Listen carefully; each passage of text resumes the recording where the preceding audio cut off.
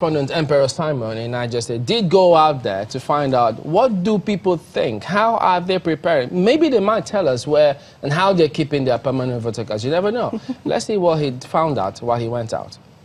The electorates in Niger State are set to exercise their franchise.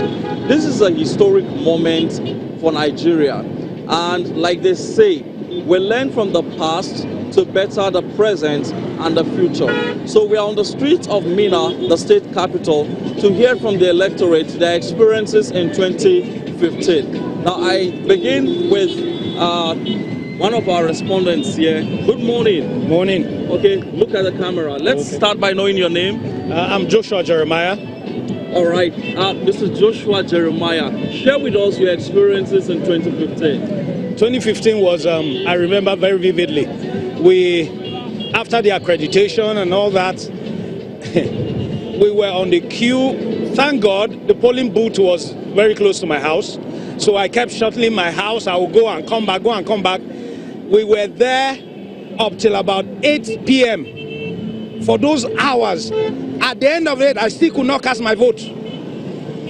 After all that frustration, I gave up and I left. It was so rowdy, so unorganized. I don't know. I just could not explain what happened for hours. And it wasn't just for me. There were a lot of us that were there. That I left them. Some left much later, even without still not casting their votes. Which area was that? It was Boso Estate. It's Boso Locals, Boso Estate. So what did they say, apart from the fact that it was rowdy? Did the INEC official give any explanation? There was no explanation that was given to us. None was given to us. None.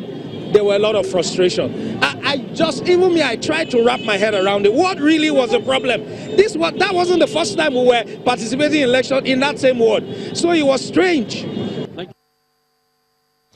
Oh, Millicent, that was in a millennium. No, it wasn't. All the same.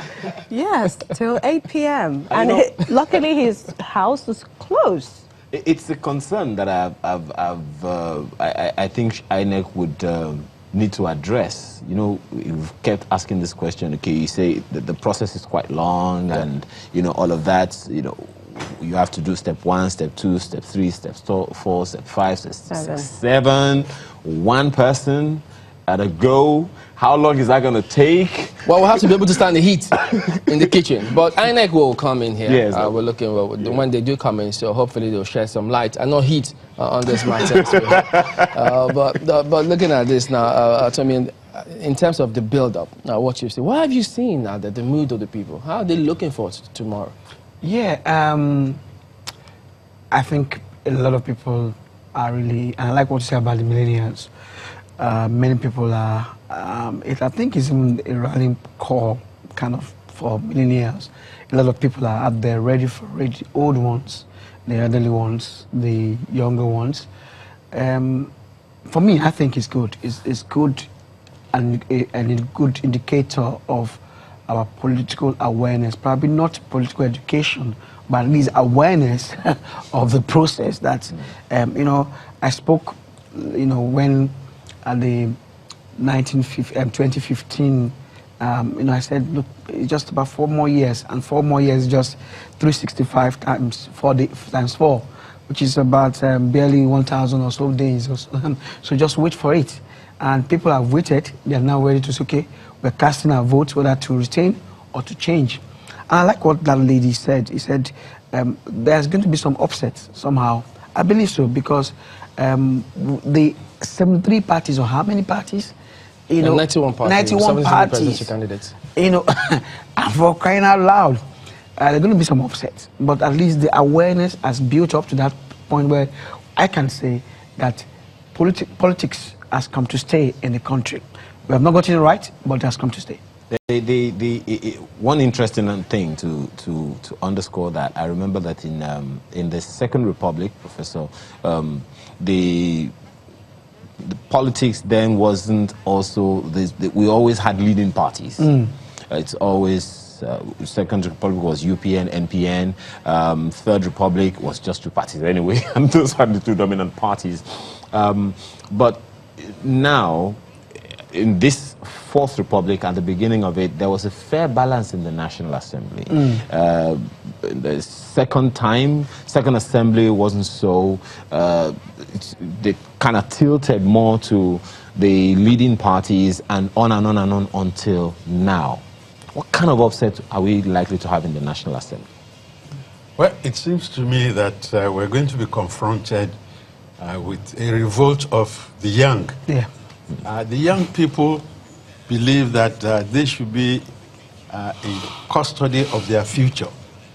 That hitherto they've been alienated, excluded from what was happening. And you notice that majority of the registered voters are in their group, in their age group. So the young people might be the trump card for the upset that the lady is talking about. Which brings a bit of a concern. They have awareness. They do not have education. Is that a risk we can take? Well, I don't know, but I think the young people, they look around the world and see that this is the age of the younger members of society. You have in a place like Austria, a 31-year-old being president. You have a place like Canada. You have Trudeau's son. When I was a student, Trudeau was prime minister in Canada. But his son now is prime minister of Canada. United States is an exception because you have somebody older than me who is president of the United States. And he used to tell us during the campaigns that if he lost, it means the elections were rigged. But if he won, then that is the thinking. And he lost the general vote. It was just the arrangement in America, that enabled Donald Trump to become president. And he's still campaigning because I think he's not sure that he's really president.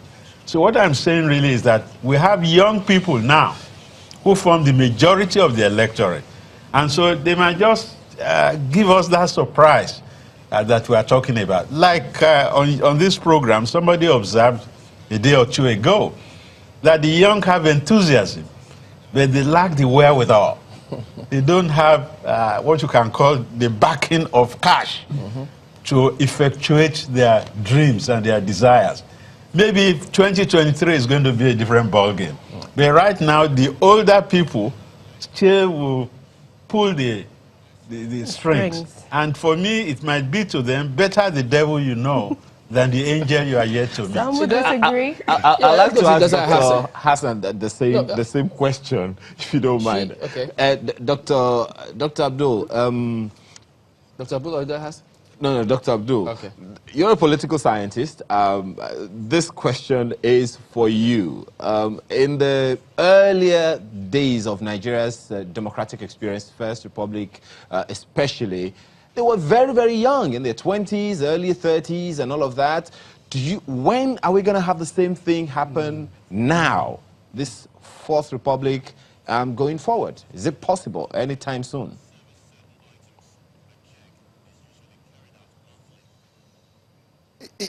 Well, I think everybody yearns for that, and that's part of the excitement around the no too young too wrong struggle when young people said we need to cut down the age of contest to allow them.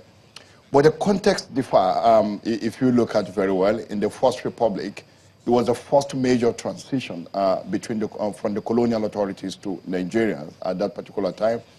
And the generation of people that were educated, that were leading the nationalist movement during those periods were actually much younger people. And we saw them, and so it is quite natural for them to take over the mantle of leadership. So a lot of them, some of them were actually in their early 20s, and the oldest were actually in the mid 30s. So that was the beginning, and the beginning is always young. And so the context, I think what probably affected the whole crisis of representations or getting younger people to lead was the military incursion into politics. So what happened since that the First Republic in 1966, and again what happened later in the 80s, was the fact that the military came into power, hung on there for about 3 decades, And what happened was that same politicians who have been professionally politically engaged have remained hanging and waiting until the military left. And when the military were leaving, it was the same people who were very active in the First Republic, active in the Second Republic, that were ready, that were prepared, that understand the game, and they went in. So whatever that period that they lost in terms of electoral context, they picked that up in 1999. And added to that were those of them who served under military, who have the economic wherewithal, and then some of the military officers who also retired from the military during these 3 decades of military involvement in politics. So those ones took over. So it has to go through a process of withering down that generation before younger people be able to take over. But unfortunately, the young people today, because age is a transitional category. So when we say youth, it's actually a transitional. So people don't wait permanently to be youth. So as we are working, these people we are calling youth today are also growing older. And probably by the time they are taking over, the actual people are saying, oh, these people are old and all that. I think what we need to do is about, for me, my sense is that probably we need to take off the whole idea about age. I think that we should make franchise our suffrage quite total and universal, that if you can vote, then you can be voted for. So the examples of countries that were given or were listed earlier had to do with that. So if you can vote at 18, then you should be able to contest election at 18.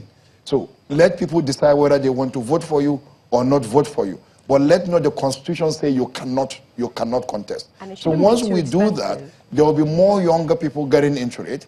And then secondly, we need to probably reduce the cost. I don't know how we can go about it, but politics is extremely expensive in this country, and we have to get a way of reducing the cost, because if we don't reduce the cost, the younger people may not have the resources